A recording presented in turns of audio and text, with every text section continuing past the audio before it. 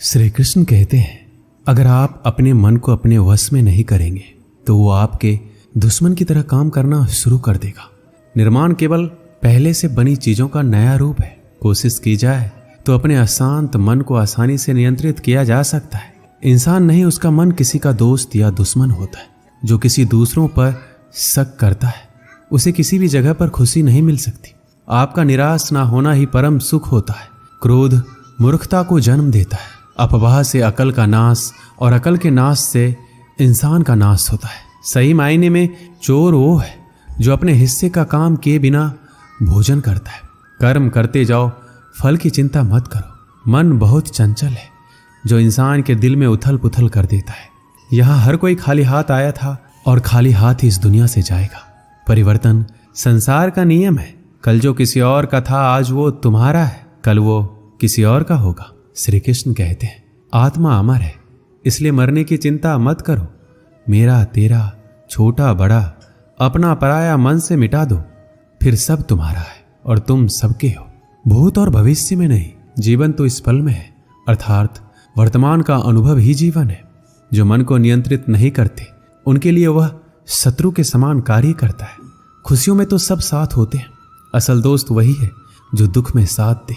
सदैव संदेह करने वाले व्यक्ति को कभी भी सुख नहीं मिल सकता। क्रोध से भ्रम पैदा होता है, भ्रम से बुद्धि व्यग्र होती है, तब तर्क नष्ट हो जाता है। जब तर्क नष्ट होता है तब व्यक्ति का पतन हो जाता है। मन अशांत हो तो उसे नियंत्रित करना कठिन है, लेकिन अभ्यास से इसे वश में किया जा सकता है। जिसे तुम अपना समझकर मग्न हो रहे हो, बस यही प्रसन्नता तुम्हारे दुखों का कारण है। श्री कृष्ण कहते हैं, जो कोई भी जिस किसी देवता का पूजा विश्वास के साथ करने की इच्छा रखता है, मैं उसका विश्वास उसी देवता में दृढ़ कर देता हूं। भगवान प्रत्येक वस्तु में, प्रत्येक जीव में मौजूद है। मैं ही इस सृष्टि की रचना करता हूं, मैं ही इसका पालन पोषण करता हूं और मैं ही इस सृष्टि का विनाश करता हूं। मैं सभी प्राणियों को जानता हूं, सभी के भूत, भविष्य और वर्तमान को जानता हूं, लेकिन मुझे कोई नहीं जानता।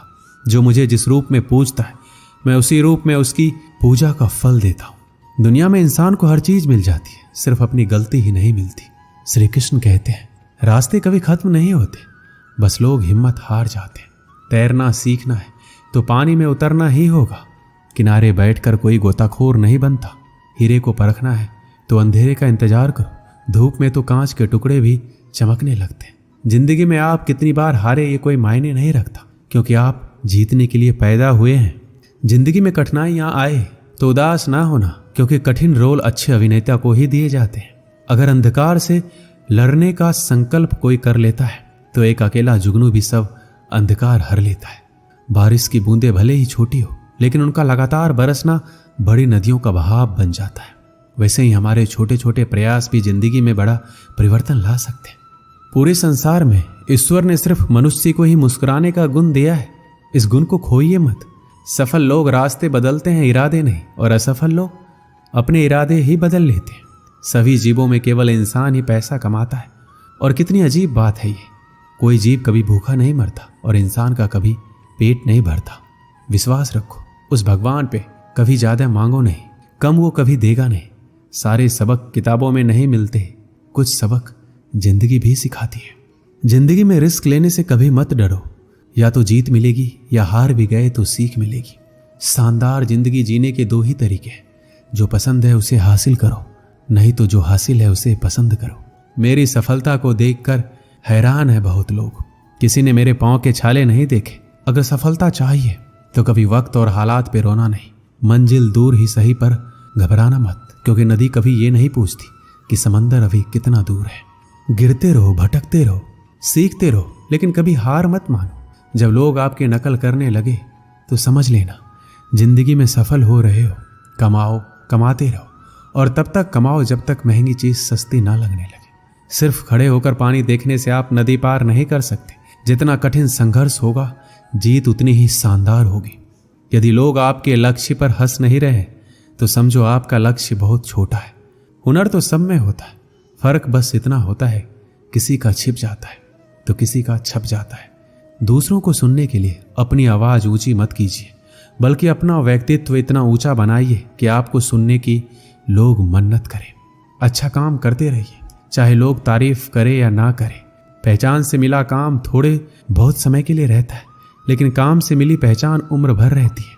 जिंदगी अगर अपने हिसाब से जीनी हो तो कभी किसी के फैन मत बनो। जब गलती अपनी हो तो हमसे बड़ा कोई वकील नहीं, जब गलती दूसरों की हो तो हमसे बड़ा कोई जज नहीं। आपको खुश रहना ही आपका बुरा चाहने वालों के लिए सबसे बड़ी सजा है।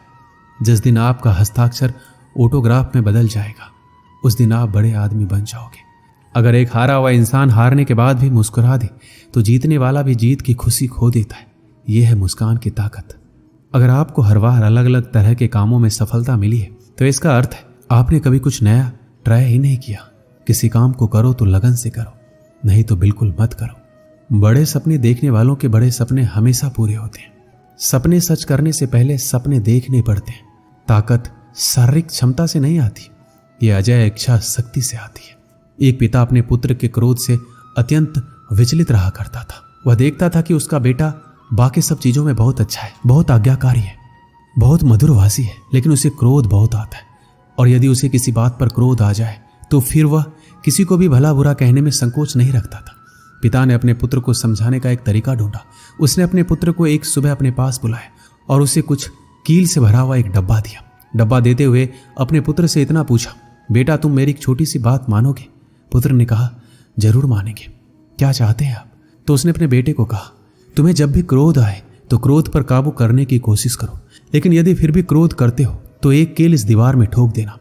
तुम्हें दिन में जितनी बार गुस्सा आए उतनी बार इसी तरह करो। लड़के ने हामी भर दी। पहले दिन लड़के को बहुत क्रोध आया। उसने दीवार में एक ही दिन में लगभग 20 के आसपास कील ठोक दी, लेकिन आगे आने वाले दिनों में दीवार पर लगने वाली कील की संख्या घटने लगी। एक दिन ऐसा भी आ गया जब उस दीवार में एक भी कील ठोकने की जरूरत नहीं पड़ी, चूंकि लड़के ने समझ लिया था कि कील ठोकने से आसान है क्रोध को रोक लेना। जब यह स्थिति 2-4 दिन बनी रही तो उसने अपने पिता से जाकर इस बात को कहा। अब उसे दीवार में कील ठोकने की जरूरत नहीं पड़ती है। पिता ने उसे शाबाशी दी और कहा, अब जब तुम्हें कोई कुछ कहता है और तुम्हें लगता हो कि तुमने उस खराब लगने वाली बात पर भी क्रोध करने से रोक लिया है स्वयं को, तो ऐसे हर प्रयास के लिए दीवार से एक कील निकाल लो। लड़के ने ऐसा ही किया। दिन बीतते गए। एक दिन ऐसा भी आ गया, बेटे ने दीवार से सारी कीलें हटा दी। फिर पिता को जाकर सारी बातें कही। पिता दीवार के पास आए और अपने बेटे को समझाते हुए कहा, बेटे शब्दों के पास एक अपनी शक्ति होती है और वो शक्ति ये है कि ये वापस नहीं लिए जा सकते। किसी को भला बुरा कहने के बाद तुम उससे लाख माफी मांग लो, लेकिन इन दीवारों में बनी सुराख की तरह घाव फिर भी बना रहता है। इसलिए किसी को भी क्रोध में कुछ बुरा कहने से बचो। बेटा अपने पिता की दी हुई सीख से गदगद हो गया। उसने आगे से अपने क्रोध और वचन पर नियंत्रित करने की प्रतिज्ञा ले ली। हमें उत्तेजना के क्षणों में किसी को भी अपशब्द तथा अप्रिय नहीं कहना चाहिए। इससे बनने वाला घाव 1000 माफी मांगने से भी नहीं भरता है। दोस्तों, सीखने की प्रक्रिया कभी खत्म नहीं होती। आदमी जीवन पर्यंत सीखता रहता है, कुछ अपने अनुभवों से, कुछ दूसरों को देखकर तथा किताबों को पढ़कर।